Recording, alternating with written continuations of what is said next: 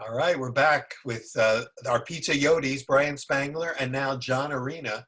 And John, I'm going to throw it to you. Brian told us a little bit about what he's done over the years to adjust to be able to adjust on the fly when he gets different flour and make it work, make the doughs work. What did you learn in your journey from the early days of pizza making to what you're doing now? What are some of the things you're doing to keep pushing the boundaries of what's possible with your dough? Well, what I started doing in 1967 has changed radically, but the main thing that happened is science. So, I don't have a bunch of French words to throw at you right now. All right. So, that means you're not doing bassonage? I'm not even saying bassonage. Yeah, right. Okay. So what we started with was basically direct mix method, but very primitive. I mean, basically, you opened up a bag of flour and you dumped the bag into the bowl. Tried to get as much of the flour as you could into the bowl without getting it on the floor. There was no weighing of anything.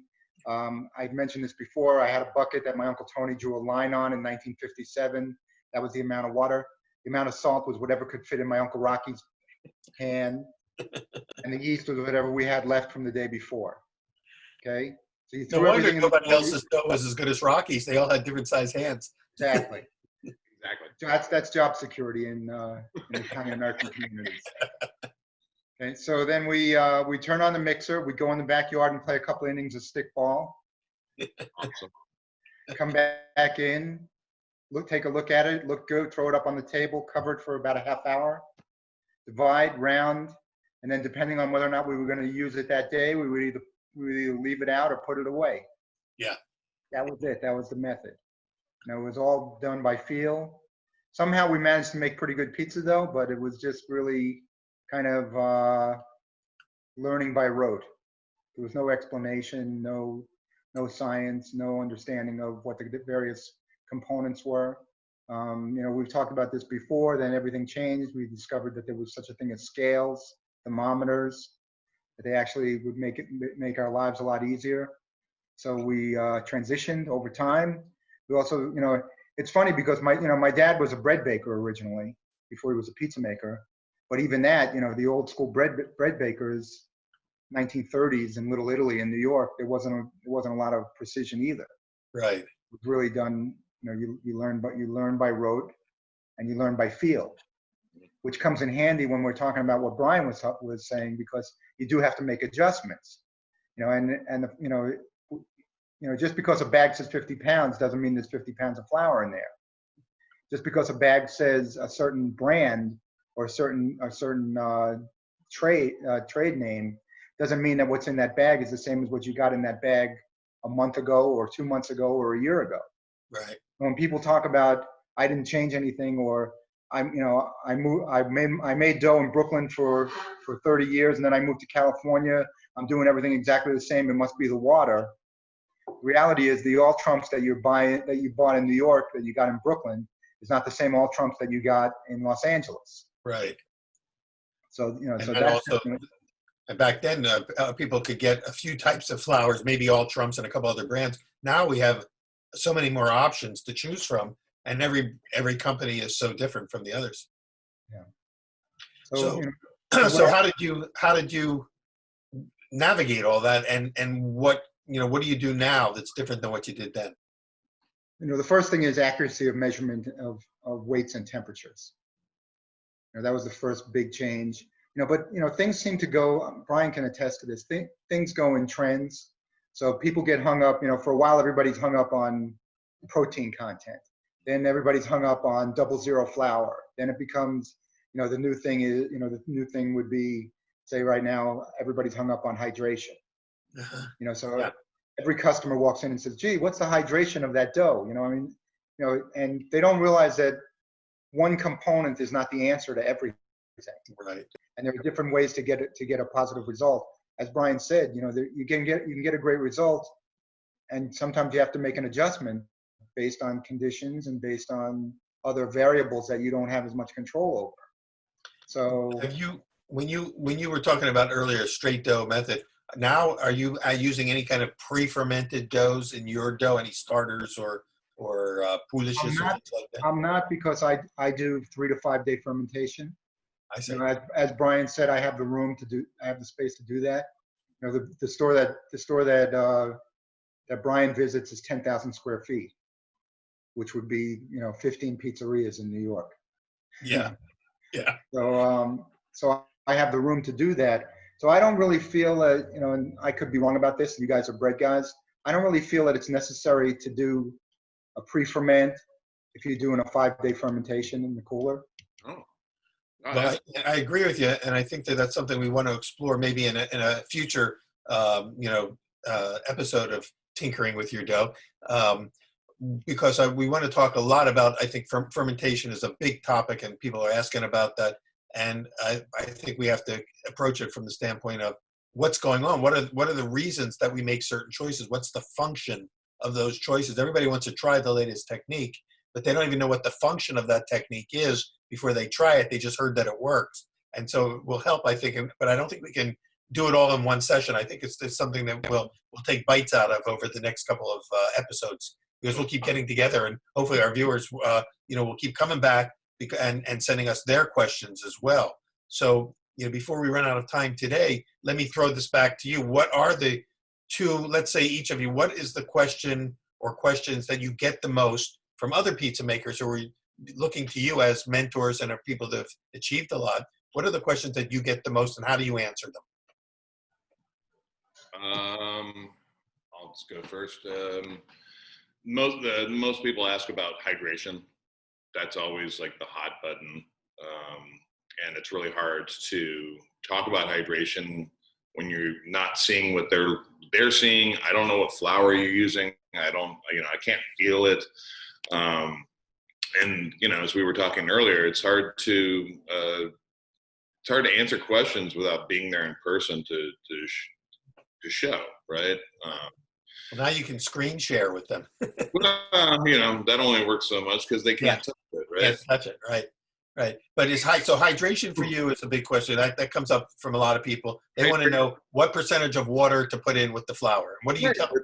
Every flour just wants what it wants. Like, there are bags of flour that I've had that really wanted a lot more.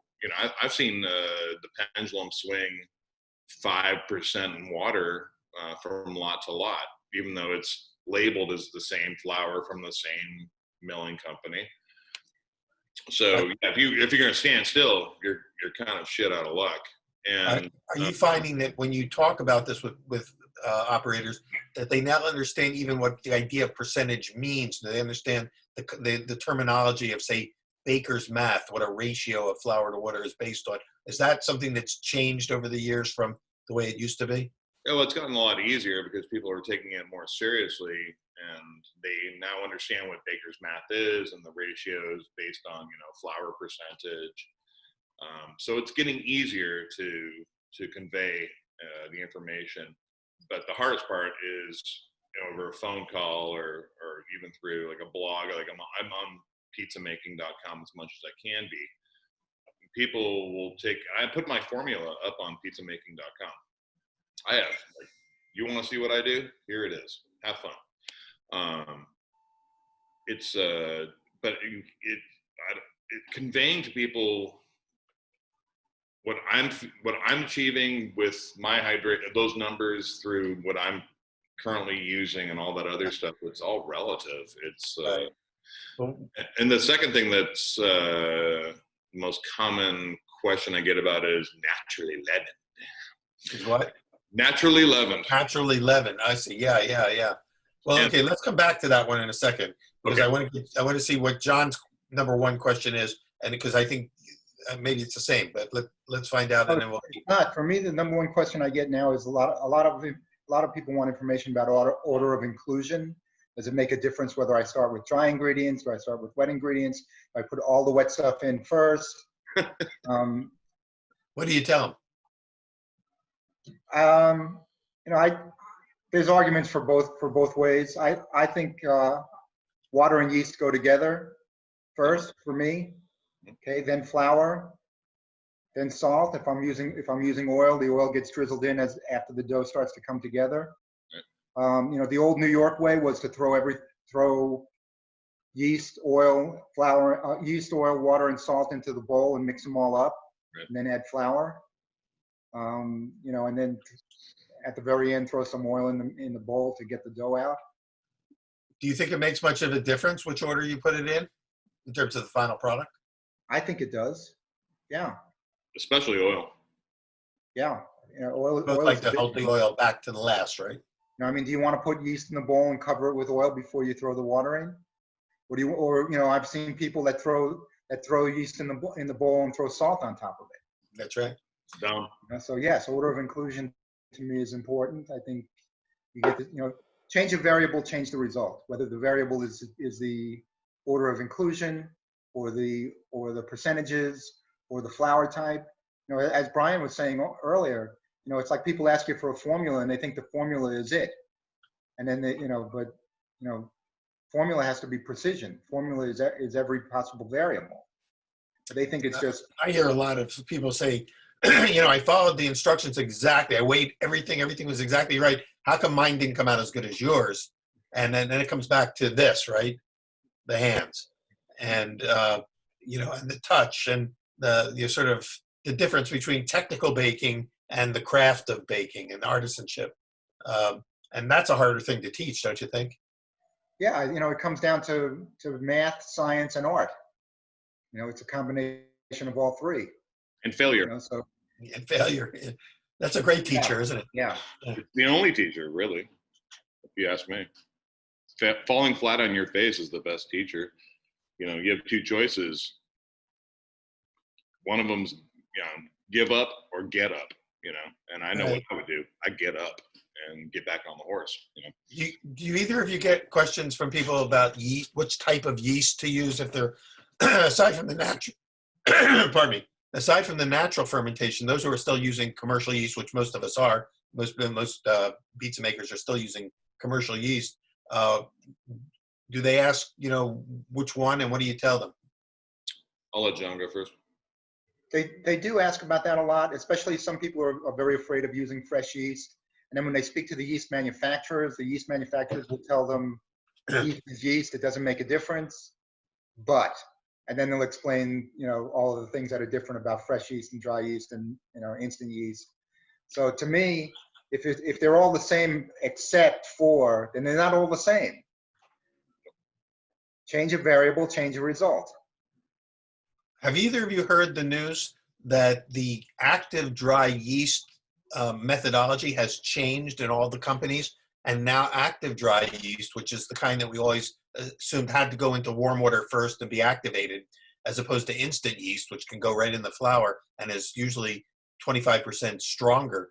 Now, active dry yeast has been reformulated and I guess reprocessed, and they're saying now, the yeast companies are saying now that there's very little difference between the two, and that active doses of active dry yeast and instant yeast are now the same kind, even though they say they're still different.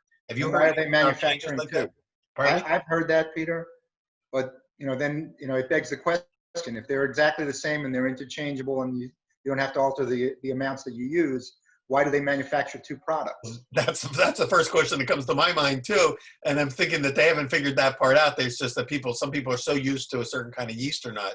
But I do think it's really the difference is what I it still says. follow the substitution formulas that we've been teaching, which is, you know, that active dry yeast is 25% less concentrated than instant yeast, and that it should be hydrated first. Now they're saying you can even just put active dry yeast directly in the flour and let it hydrate with the dough. Then again, what is the difference? And active dry yeast has 25% dead yeast in it, which causes the dough to relax. Is that dead yeast still a part of active dry yeast or not? I think we need to get some answers from some of the yeast people, and maybe what we'll do is we'll try to get some of the yeast people on to join us for one of our sessions coming up, because yeast is everything's evolving in baking and cooking and especially bread baking. So we need to get an answer to that one. Personally, Yeah. I feel compelled to get an answer to that. Yeah, it would be great to have somebody from LaSalle get online with us. I think Fleischmann's, we can get whoever will come, you know, whoever's brave enough to join the Pizza Yodis. right. Okay. All right. So, okay. So those are a couple questions. Let me see if we have I think we're going to probably want to pick up this whole question of natural leavening in our next session, because we've covered a lot of ground today. We're just about out of time, but I do want to thank you both for spending time with us. And we're going to, like I said, we'll just take bites out of this, one bite at a time, out of some of the most commonly asked questions. Any of our viewers, please either email me at peter@pizzaquest.com, and as soon as we figure out a way for you to interact on our live stream, once we go live stream, you'll be able to join us on some of these either Zoom or live stream sessions and ask your questions, in the moment. For right now, email them to me, peter@pizzaquest.com, and continue to keep checking back on Pizza Quest for more postings. We're going to just keep posting these sessions with our Pizza Yodis and with some of the other guests who will have to drop by, and little by little, we'll have an archive of great knowledge for you, shared by these pizza masters, for those who are looking for ways to improve their own products. So again, thank you guys for joining me. We'll see you all back here the next round. And I know, Brian, you're going to take us through one of the upcoming sessions. You're going to walk us through your dough making process, right in your pizzeria itself, right? Yeah, I'm gonna show you how we mix our dough. Excellent. Looking forward to that. We'll see you all soon. Thank you all for joining us on Pizza Talk, presented by Pizza Quest. And today we're doing Tinkering with Your Dough with the Pizza Yodis, John Arena and Brian Spangler. Thanks, guys. Thank you.